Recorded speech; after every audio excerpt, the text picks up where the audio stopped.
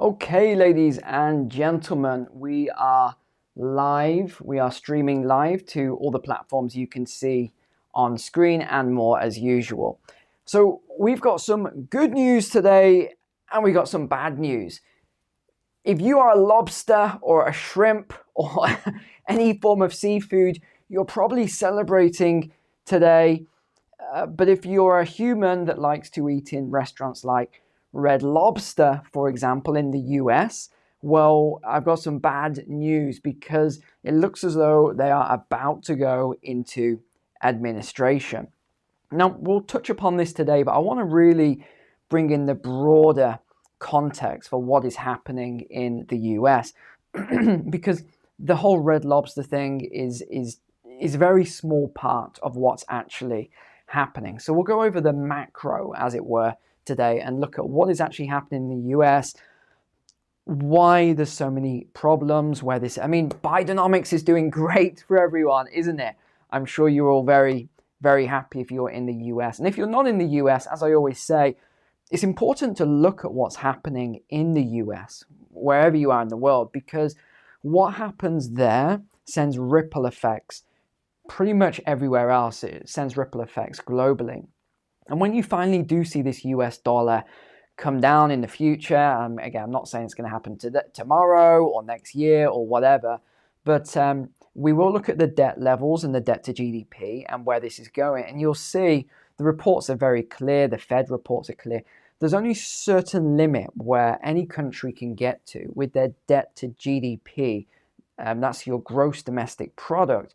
There's always a limit to where that can get to. And once you pass that limit, a lot of economists don't even understand this themselves. So they say, oh, it can get to 200%, or they'll give some ridiculous number. And then it will collapse. Well, no, because as you're moving up to that 200% or whatever they say these days, there's a point of no return, because it's like I always give you the example of an old-fashioned steam train. And you know what happens with a steam train? It can't just slam on its brakes and then it just stops. It slams on the brakes and it takes a very long time to stop. And what's happening at the moment is that the debt levels are not slowing down, they're increasing. So it's just getting faster and faster, making it even harder to stop. So let's go and have a look at the shared screen then, as usual. Let's have a look at what some of the things are going on here. And that's a great picture to freeze on there. Here we go. Red Lobster closes multiple locations as company prepares to file for bankruptcy. So they have abruptly closed at least 99, interesting number, locations across the country, with restaurants shuttering their doors in at least 27 states. Tagax Brands, a company that handles restaurant liquidation auctions, told ABC News, oops, they probably shouldn't have, someone let slip here, that Red Lobster recently contacted them to auction off items from 52 locations that will be closing. Someone is about to get fired for breaching a non-disclosure agreement, I think, there. Wall Street Journal also reported the company is expected to file for bankruptcy as early as next week. The decision comes just months after a major investor. This one will make you laugh because it made me laugh. So we've got to give context here. The ultimate endless shrimp promotion. Let me come back on camera a second. Right, so this is what they are saying, and it doesn't matter which report you read, it's the same in every single one. They say that the reason Red Lobster is going bankrupt is because of this one promotion.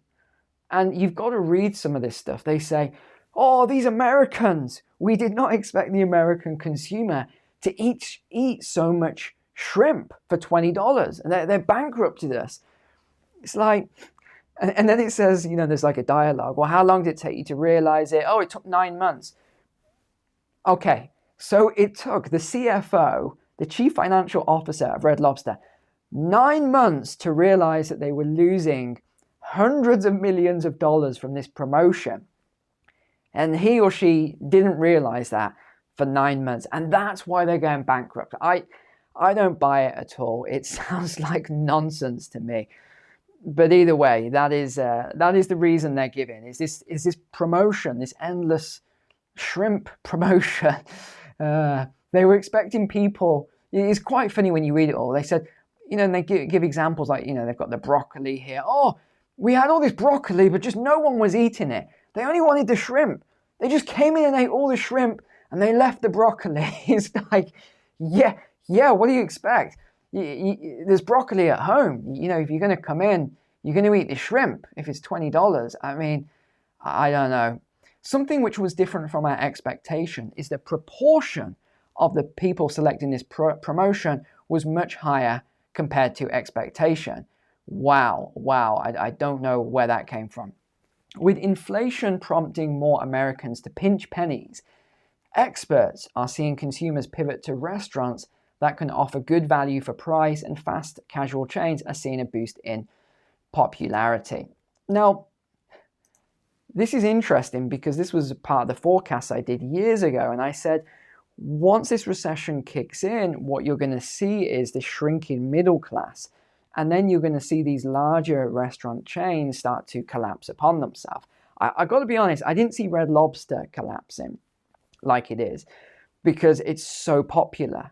All right, I've eaten, hands up, when I go to the States, I do eat there. I like eating there. It tastes good. But then I always think, oh, I feel sick afterwards, or I don't feel good. But I will go there once when I'm over there. But this is what's happening. The middle class is shrinking. And they're saying, oh, why is McDonald's and Burger King, why are all these restaurants doing so well? And then the CEO says, oh, that's me. Yeah, my earnings are great because I've done this. No, it's nothing to do with that. It's all economics. When people get squeezed, and we'll talk about the squeeze in a moment. I've got all the data for you on this squeeze. When this starts to occur, people don't have enough money, so they're still going to go out. Are you going to stay home if you're used to going out to eat out, however often? No, you just switch to another restaurant, and that's what we're seeing. So here's all the restaurants closing. If you are in any of these locations, no wonder California is closing so many. It doesn't surprise me. What does surprise me is Florida. Look at this. You would expect Florida to be booming, but I don't know. I thought that was quite interesting. So you can have a look, see if yours. New York, no surprise at all. I would never open a restaurant in New York, ever. Oh, we've got some breaking news. We've got a presidential debate on June 27th. Wow, that is going to be interesting. I am definitely going to be watching that. That's going to be extremely interesting, seeing those two go head to head.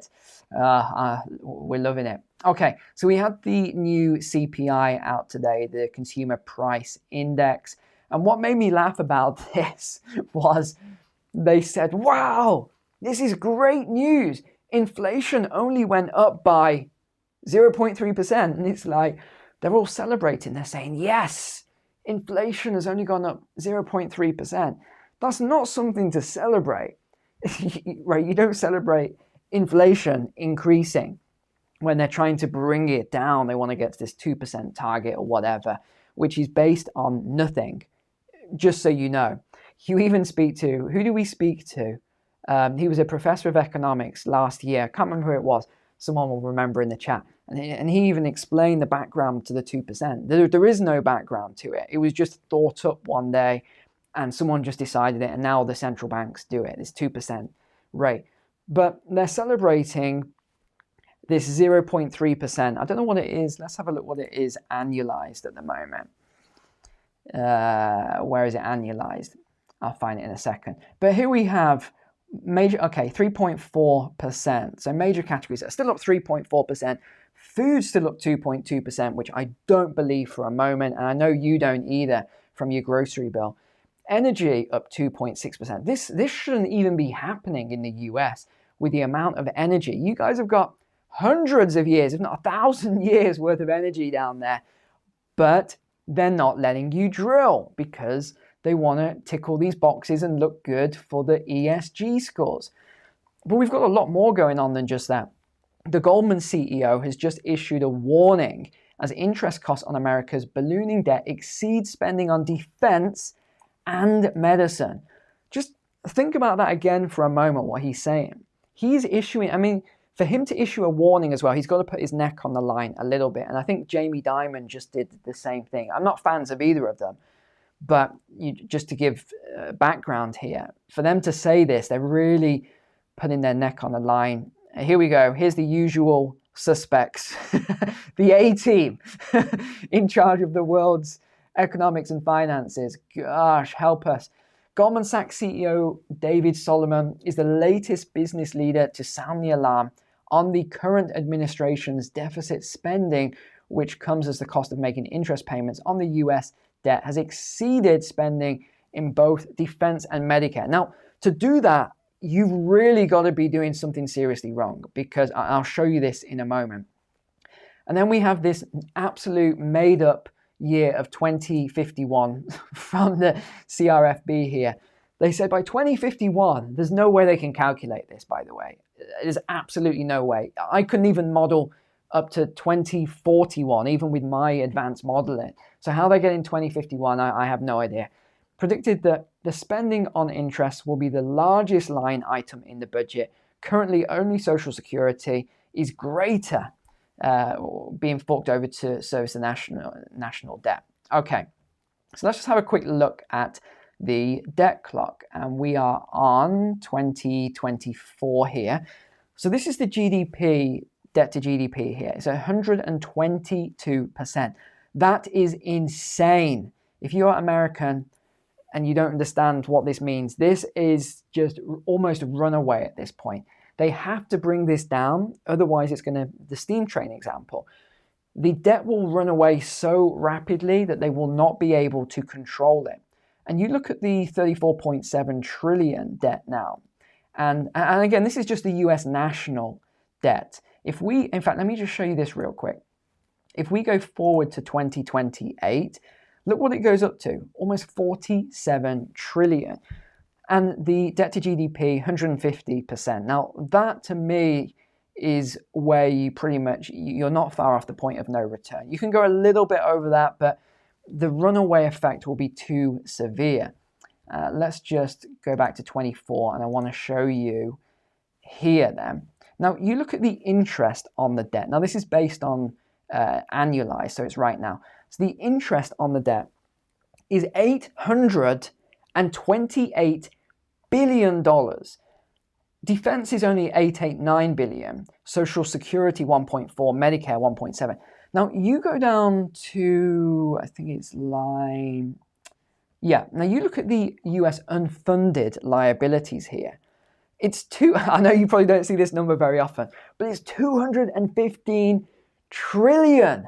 That's what that is. This is unfunded. They don't know where they're going to get this money from.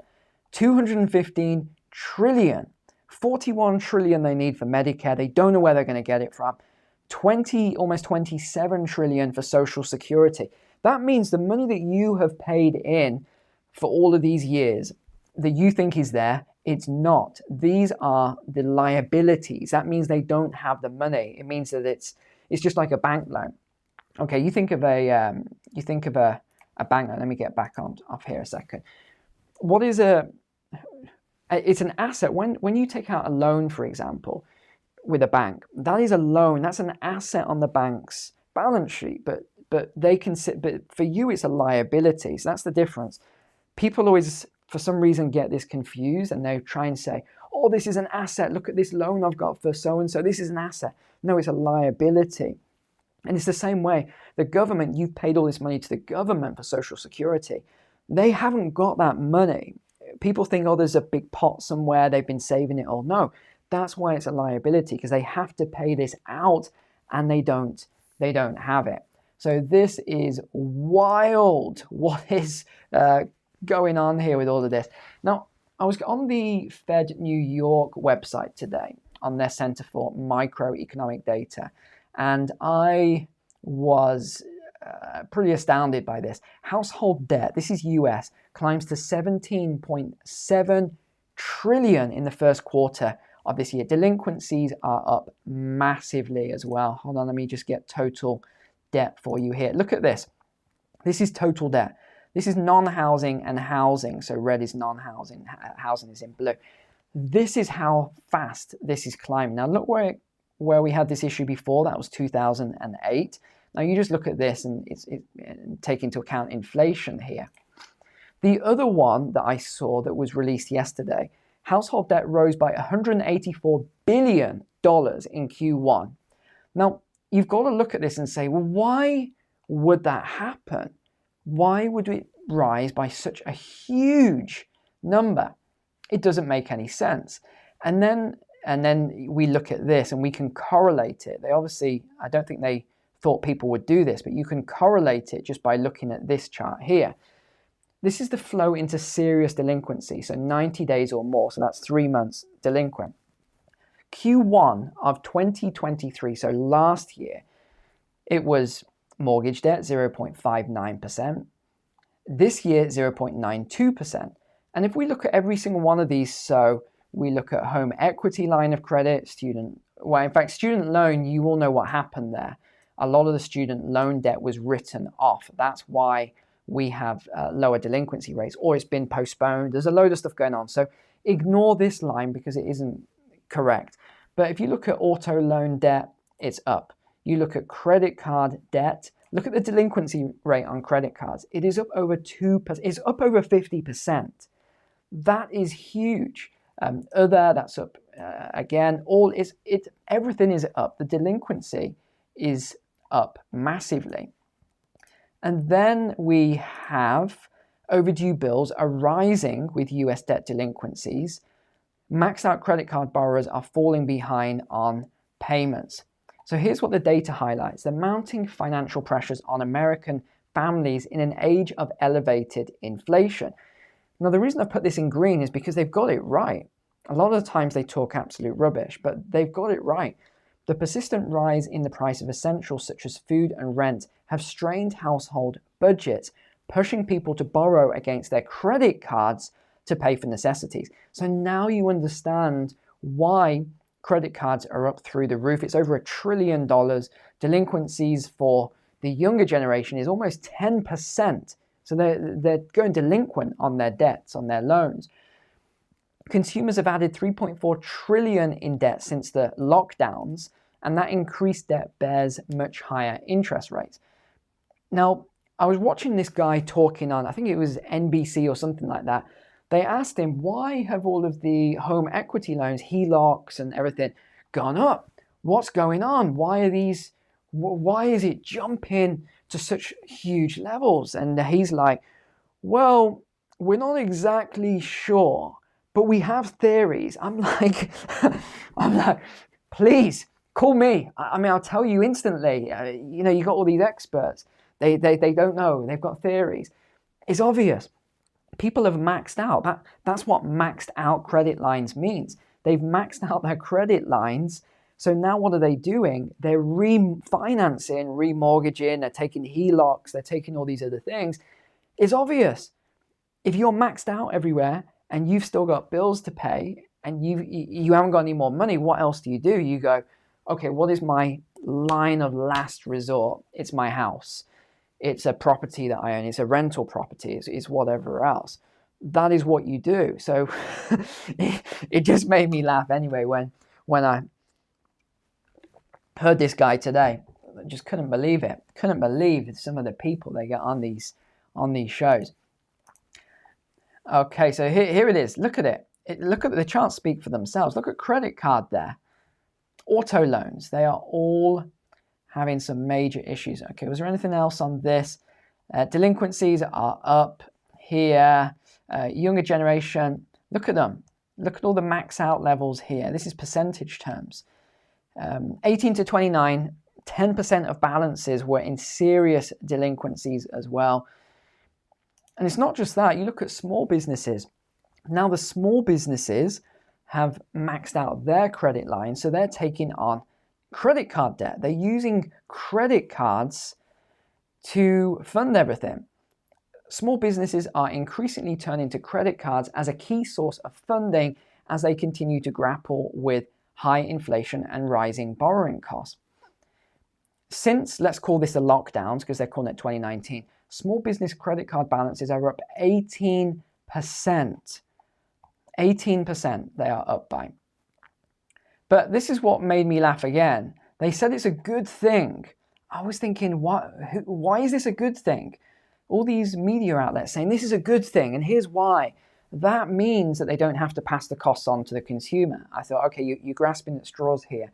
They then said, another reason it's a good thing is because inflation, as measured by the CPI, jumped 22%, meaning the inflation-adjusted credit card balance is basically the same. So, no, that isn't how it works. You can't just tie these two things together and say, oh, well, actually, it's not really up 18% because inflation's up 20%. It's like, no. And then you see all these "we are closing" signs in New York. Yeah, don't open a business. Anyone thinking of opening a business in New York, LA, etc., any of these woke cities, don't do it. You're going to get yourself in a world of hurt. Small business optimism hits 11-year low as inflation fears, not necessarily inflation, but the fears won't go away.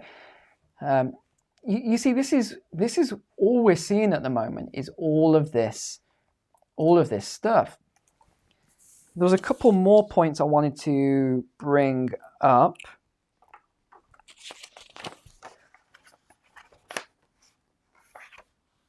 Do you know what? I think that's even good enough. I could be here all day with all of this stuff.